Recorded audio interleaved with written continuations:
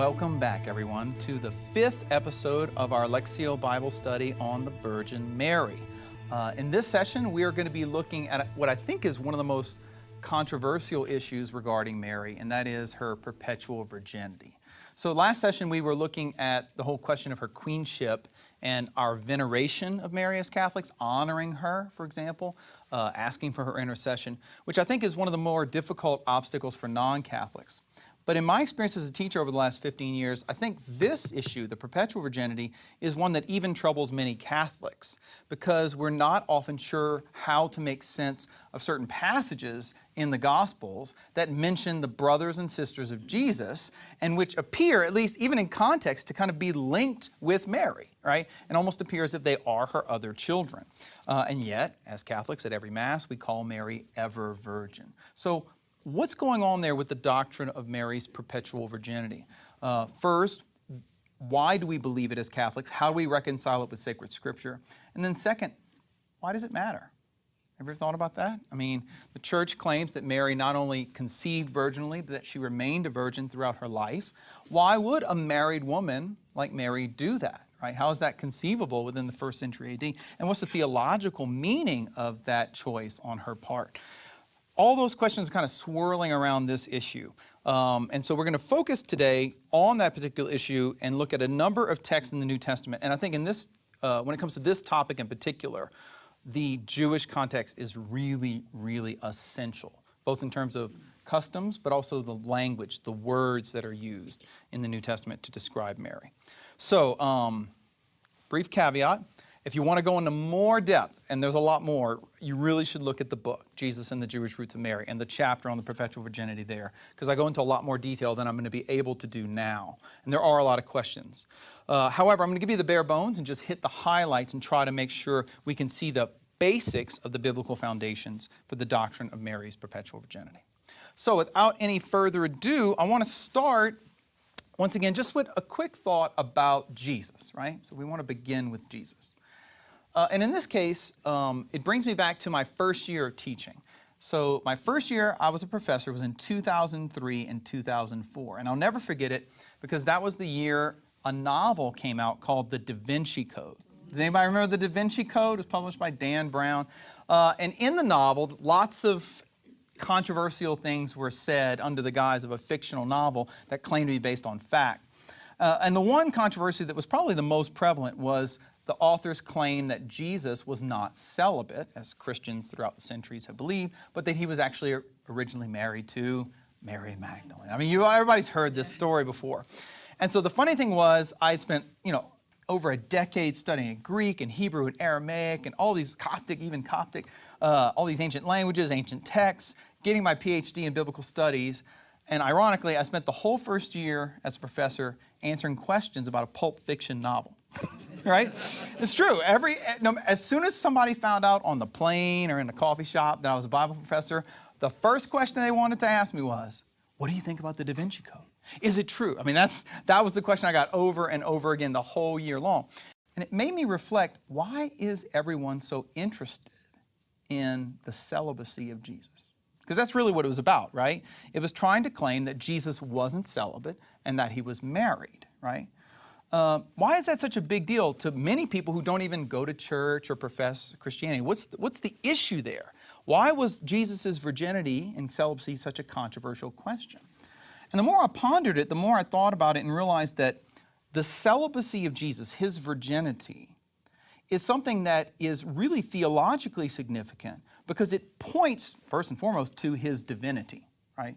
That he didn't come into this world to wed himself to just a woman. He came into this world to wed himself to the bride of God, who is the church, right? So in the Old Testament, the Lord, Yahweh, was the bridegroom, and Israel was the bride. And so Christ comes into the world as God incarnate in order to give his life in love for the church, who is his bride.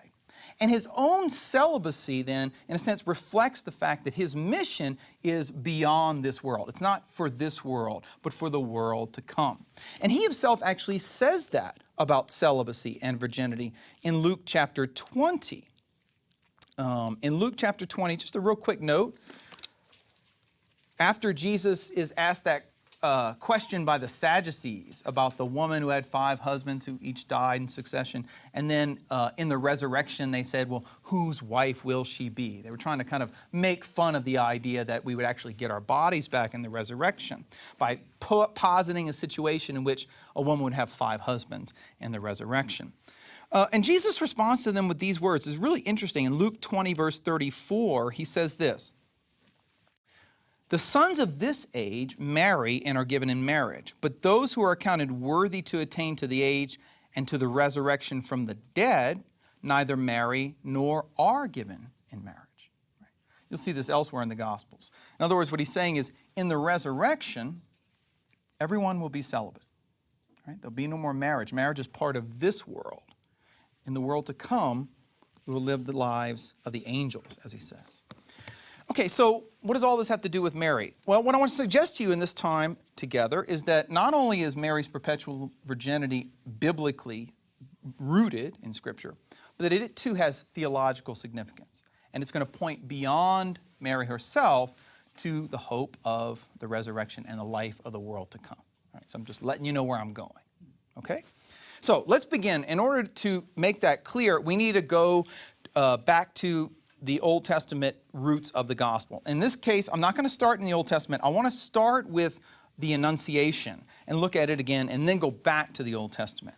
So if you'll begin there, the first passage that's relevant for Mary's perpetual virginity is her response to Gabriel in the Annunciation, Luke chapter 1, verse 26 and following. We've looked at the passage before, but this time let's focus on her virginity. It says this: "In the 6th month, the angel Gabriel was sent from God to a city of Galilee named Nazareth, to a virgin betrothed to a man whose name was Joseph, of the house of David. And the virgin's name was Mary. And the angel said to her, 'Do not be afraid, Mary, for you have found favor with God. Behold, you will conceive in your womb and bear a son, and you shall call his name Jesus.'" And then Gabriel goes on to say some of the things we looked at earlier. You know, he'll sit on the throne of David, his kingdom will have no end, that kind of stuff.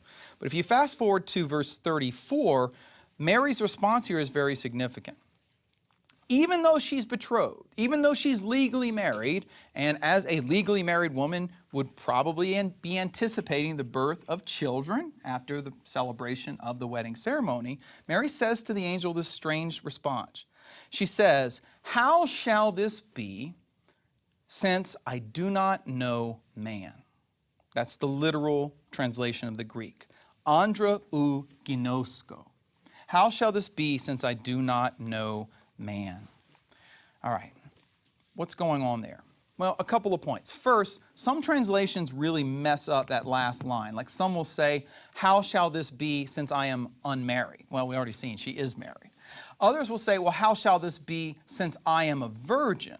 Right? But that actually creates a false impression, because if you look at Luke's gospel, there's something really significant going on here. All Gabriel tells Mary is, "You're going to have a baby."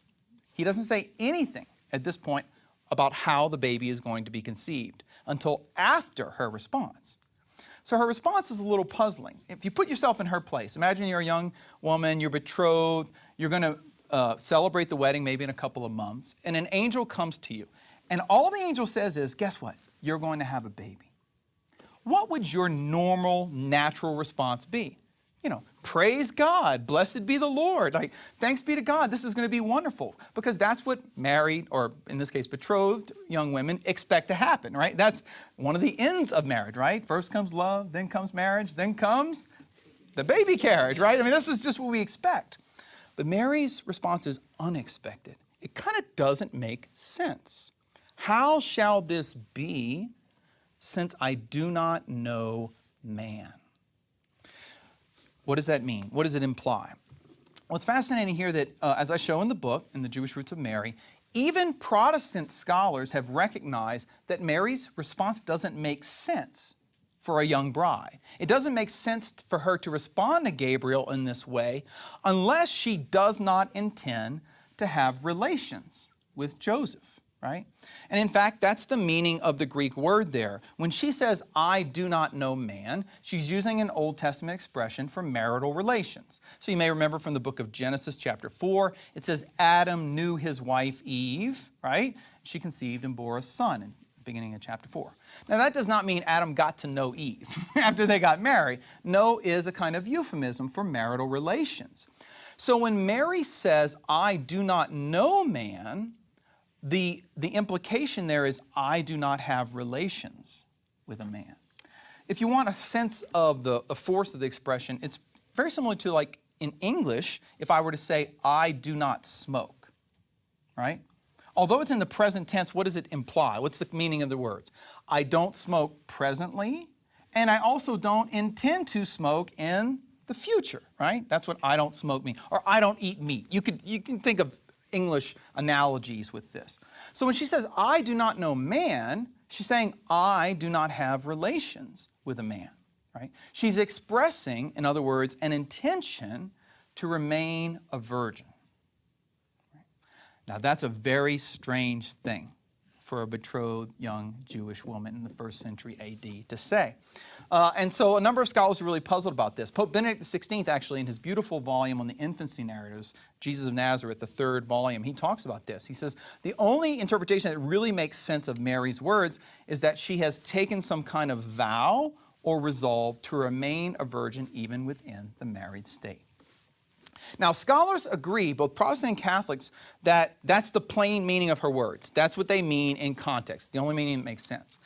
However, they're still often reluctant to accept it because what they'll often say is, well, we have no evidence of ancient Jewish women taking vows of virginity within marriage. I mean, that seems a strange thing. We would need some corroborating evidence to support that claim. Where do we have any evidence of Jewish women taking such vows? And my response to that is, actually, we do have some, and it's in the Bible. It's just hidden in a book called the Book of Numbers. Now, let's face it, Numbers is not everyone's favorite book, and let's also face it, it's the author's fault. I mean, if you call your book Numbers, you're just asking no one to read it, especially if you're mathematically challenged, like me. But in the Book of Numbers, there's actually a whole chapter dedicated to vows taken by women, taken by Jewish women. It's Numbers chapter 30. I don't have time to go through the whole chapter. I'm just going to focus on the section of the chapter that talks about vows taken by married women. So it deals with vows of young women living in their father's house. It deals with vows of widows, but then it has a section on vows taken by married women, and that's what I want to focus on because that's the most relevant for Mary. So look at this passage here. This is from Numbers chapter 30, verse 6 through 8, regarding vows taken by women. Quote, if she is married to a husband while under her vows, by which she has bound herself, and her husband hears of it and says nothing to her on the day he hears, then her vow shall stand, and her pledges by which she has bound herself shall stand. But if on the day her husband comes to hear of it, he expresses disapproval, then he shall make void her vow which was on her, and the thoughtless utterance of her lips by which she bound herself, and the Lord will forgive her. Any vow and any binding oath to deny herself, and the Hebrew there is anot nafesh. Any vow and any binding oath to deny herself, her husband may establish, or her husband may make void. But if her husband says nothing to her from day to day, then he establishes all her vows, all her pledges that are upon her. He has established them because he said nothing to her on the day he heard of them. But if he makes them null and void after he has heard of them, then he shall bear her iniquity. Now, obviously, that's a kind of complicated passage, but let me just boil it down for you to the key verse there. The key verse is in the middle regarding making an oath to deny herself. As Jewish scholars and commentators on this book have pointed out, that Hebrew expression, to deny yourself or to afflict yourself, is a Hebrew idiom for some kind of renunciation, either fasting from food, it can be used for fasting, to afflict yourself or deny yourself food, but also, and more commonly too, to afflict yourself or deny yourself from marital relations, right? It can be a vow of abstinence from marital relations. And in context, that seems to be the primary meaning, because notice, what is the whole chapter revolving around? What happens if a woman makes such a vow to deny herself, and her husband doesn't accept it. All right, well, if he doesn't accept it, then she's not bound by the vow. But if he does accept her vow to deny herself, then she is bound. Okay. Now, there's so many things to talk about here. This is fascinating because if I had time, we could go into how on the Day of Atonement and on other special days, Jews would not just fast from food, they would also fast from marital relations. They would abstain, right, in order to devote themselves entirely to God and to the worship of God on those special days. But this passage appears to imply a permanent vow to deny herself, which if her husband agrees to it, she is bound by. Now, what do we make of this? Well, one of my friends and I were talking about this, a colleague of mine. He was saying, you know, it seems to me the primary sense here really does have to revolve around vows to deny herself or to abstain from sexual relations. Because on the one hand, it might be possible that lots of husbands are getting frustrated with their wives taking these rigorous fasting vows. I can more easily imagine a situation in which a husband might initially accept the vow of a wife like that, but then later change his mind if he had second thoughts, so to speak, about that kind of renunciation. And sure enough, this is fascinating. When we look at Judaism at the time of Jesus, we do see evidence of women, Jewish women, living lives of abstinence, okay? And both in and out of marriage. The classic example of this is from the Dead Sea Scrolls. Anybody ever studied the Dead Sea Scrolls and looked at some of those communities? It's really interesting. The Dead Sea Scrolls were known for being authored by a community of Jews that practiced celibacy, right? So these, led by a community of men who did not enter into marriage. But there were also Essene members of that community who did enter into marriage, right? They lived throughout the land. And what's fascinating is in one of the Dead Sea Scrolls called the Damascus document, they talk about how the men who were married could practice abstinence with their wives for up to 3 years at a time, and some of them even longer. And guess what text from the Old Testament that scroll makes reference to?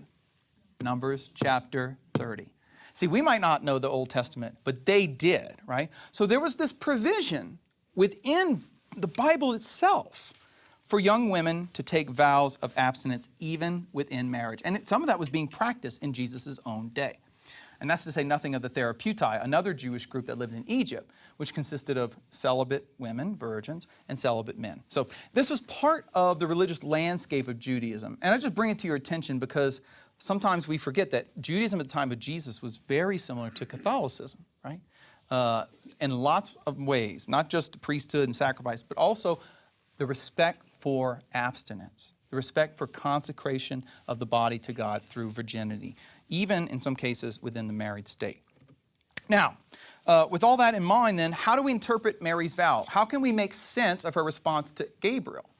Well, the answer seems pretty clear. The most plausible explanation for Mary's response to Gabriel is that Mary has taken some vow of virginity and that Joseph has accepted it. Because if he accepted it, according to the biblical law in the book of Numbers, the vow would stand. Now you might think, well, hold on. Why would Joseph accept such a vow? That's kind of the question most people would want to ask. Why would he do that? Well, I would suggest something to you here. We can't know because the Bible doesn't tell us. We can't get inside Joseph's head. But I would suggest this. If Joseph even had the remotest understanding of the fact that Mary's body was the new Ark of the Covenant, that had become the dwelling place of God on earth, and he would have known that in the Old Testament, even the priests and Levites couldn't touch the Ark, right?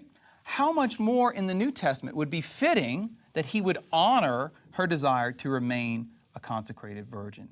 Does that make sense? You understand what I'm saying here? So if he recognizes who she is and who Jesus is, within that context that he would accept the vow and it would stand is plausible. It's a plausible explanation. In fact, it's the only one that really makes sense of Mary's response to the angel. All right, so that's the first point. Implied vow of virginity in her response to Gabriel. Now you might say, okay, Dr. Perpetual, hold on. What about that passage in Matthew where he says that Joseph did not know her until she bore a son? I mean, doesn't that imply that they had relations after the birth of Jesus? Well, let's look at the passage again and pay close attention to the language and the context. In Matthew chapter 1, verse 21 and following, the angel comes to Joseph and says this, Joseph, son of David, do not fear to take Mary your wife, for that which is conceived in her is of the Holy Spirit. Now when Joseph woke from sleep, he did as the angel of the Lord commanded him. He took his wife, but knew her not until, heos in Greek, she had borne a son, and he called his name Jesus. Matthew 1, 21, 24 to 25. Now, surely this text implies that they had relations after the birth of Christ. I mean, isn't that what until implies? And the answer is no. And again, this is really important. Even Protestant scholars, and I give lists of these in the book, recognize that the Greek word until does not necessarily imply a change in the situation after the time delimited by the word. Okay, I'll give you a good example of this. This is my favorite. This is from 2 Samuel chapter 6, verse 23 in your notes. The same word occurs in that book when it says, Michal, the daughter of Saul, had no child until the day of her death. Heos. Now, does that mean that she started having babies after she died? No, right? In other words, you determine the meaning of the word in the context, right? Same thing, the ending of Matthew's gospel, Jesus says to the apostles, I will be with you always, even until the end of the age. Heos in Greek. Now, does that mean that Jesus will not be with us after the end of time? Say no. No, very good. Okay, good. All right. Yeah, it doesn't imply that. So you can't infer from the word until, even if it might sound like it to us in English, what happens afterward. It's just meant to tell you, and this is all Matthew's really insisting on. He wants you to know that Joseph and Mary did not have relations during the pregnancy, because that's what most people might be wondering. Well, if they did, then maybe the child is just Joseph. And Matthew is saying, no, that's not possible, because he did not know her during the pregnancy. That's the key. One other point, though, I would highlight, and this often gets overlooked, the very passage here that gets used to argue against Mary's perpetual virginity actually supports the idea that she had taken a vow. Because in this passage, notice what it says. They got married, they had the wedding celebration, but he didn't know her. In other words, Matthew's being clear here, they did not have marital relations on the wedding night. Imagine Joseph and Mary staying together in his home, but not consummating the marriage on the wedding night. How can you explain that? Well, once again, the book of Numbers provides us with a plausible explanation. Mary had taken a vow, and Joseph honored it from the first night of their marriage. Okay. All right, let's turn the page. Or should I say, all right, let's go further. Now you might say, okay, Dr. Petrie, I see what your point, but what about the brothers of Jesus? I mean, they're mentioned in the Gospels. Clearly this shows that Mary had other children. Well, let's go see. In this case, in order to answer that issue, in order to address that question, the first thing we have to point out is another language issue. Although in English, the word brother primarily refers to a blood brother, right? All right, somebody who's the child of the same mother as you, or the child of the same father. In ancient Judaism, it's really important to recognize that the Greek word brother, adelphos, can mean relatives. It can mean cousins, right? So although the primary meaning is brother, it has a secondary meaning that means relatives or cousins. And how do you determine what the meaning is? You have to look at the context. That's always the clue. So let me give you a couple of quick examples here. In the book of Chronicles, 1 Chronicles 23, 21 to 22, we see a real good example of this. It says, quote, the sons of Mali were Eleazar and Kish, and Eleazar died, but he had no sons, only daughters. And the sons of Kish, their brothers, married them. You see that? So the daughters of one brother marry their brothers, which obviously in context means their first cousins, right? So it's a very clear example of the word brother meaning cousin, and you determine it by the context. The same thing's true of Josephus, a first century Jewish historian. He uses the word brothers as a synonym for relatives. In this quote, on the same day, the sons and brothers, Greek adelphoi of the king Izates, entreated Caesar to grant them a pledge of protection. For the present, he kept them all in custody, and the king's sons and relatives, sungenes in Greek, he subsequently brought up in chains to Rome. So notice Josephus uses adelphoi, brother at first, and then he uses relatives to refer to the same group of people. because it's two ways of saying the same thing. Now, so the question for us is this.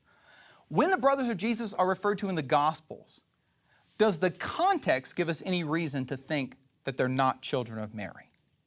That's the key, right? Because your first glance would think, well, yeah, they must be. But the context might show us otherwise. Let's look at Mark chapter 6, verse 3. And what we'll find is when we look at this in context, we realize the brothers of Jesus are the sons of a different woman named Mary. And the Gospels tell you this.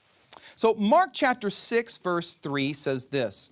This is the famous story when Jesus comes back to Nazareth and he gets, kind of a negative reception. And one of the things they say is, hey, where did this guy get all this learning? Quote, is not this the carpenter, the son of Mary, and the brother, Adelphos, of James and Joseph and Judas and Simon? And are not his sisters here with us? Mark 6:3. Now, at first glance, let's be honest, it looks like that's just referring to other children of Mary, right? That's a reasonable first reading of the text. But we don't stop there. You've got to read the whole gospel.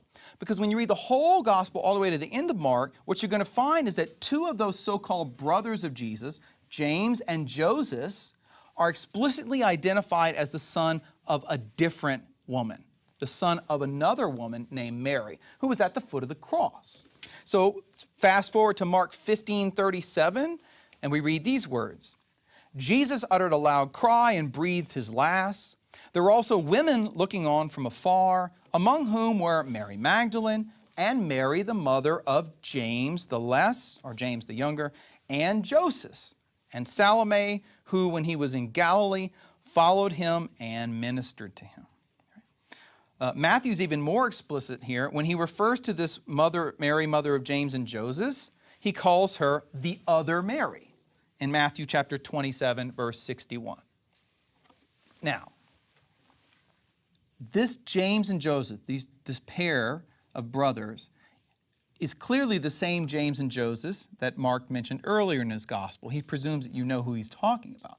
And yet he identifies them as the sons of this woman and then Matthew calls the other Mary. Now, if these men, James and Joseph, were the children of the Virgin Mary, if they were the children of the mother of Jesus, would the gospel authors ever call her the other Mary? No. Right, they would just say the children of Mary, mother of Jesus. That would be the obvious way to refer to her. But this is obviously some other woman. It's some other woman named Mary, which, by the way, was the most popular Jewish name for girls in the 1st century AD because it's the name of Moses' sister, Miriam, right? If you had a little girl and you were a devout Jew, Miriam is the most popular name. It's name number one in, the little name books that you get at the grocery store in the 1st century AD, baby names, that kind of thing. Everyone wants to name the little girl Miriam. So there are all these Marys running around in the New Testament, and you have to be clear about who you're talking about in any given case. So Mark himself tells us the so-called brothers of Jesus, two of them, are the children of another Mary. And that's why we interpret the word brothers there not to mean a blood brother, but a cousin, a relative. But if that isn't enough, there's even one more clue. And this comes from the Gospel of John. So if you hop over to John's Gospel and his account of the crucifixion, he gives us one more crucial piece of information about this Mary, the mother of James and Joseph. He tells us that this other Mary is also the wife of a man named Clopas. Okay, a man named Clopas. So let's look at that passage. John 19:25 says this. Standing by the cross of Jesus were his mother and his mother's sister, Mary, the wife of Clopas, and Mary Magdalene. And when Jesus saw his mother, the disciple whom he loved, standing near, he said to his mother, "Woman, behold your son."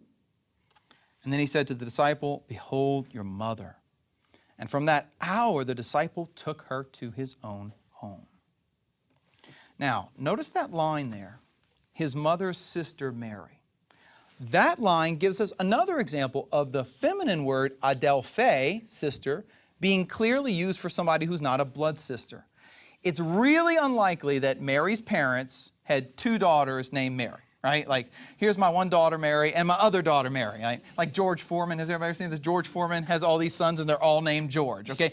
That's unusual, not just now, but in the 1st century AD as well. It's much more likely that Mary's sister is a relative of hers, probably a cousin. And John makes clear that this woman, this Mary, was the wife of a man named Clopas, okay? Which also clearly shows that if this is the Mary, mother of James from Mark's gospel, then the so-called brothers of Jesus are not the sons of Mary or the sons of Joseph, but the sons of another man named Clopas. Okay? So when you put all of the evidence together in the Gospels, you have to read it carefully, but when you put it together, the cumulative result is that there are really solid reasons for believing that the so-called brothers of Jesus, James and Joseph, Judas and Simon, are his cousins, right? The children of Mary, another Mary, the wife of Clopas, relatives of the Holy Family.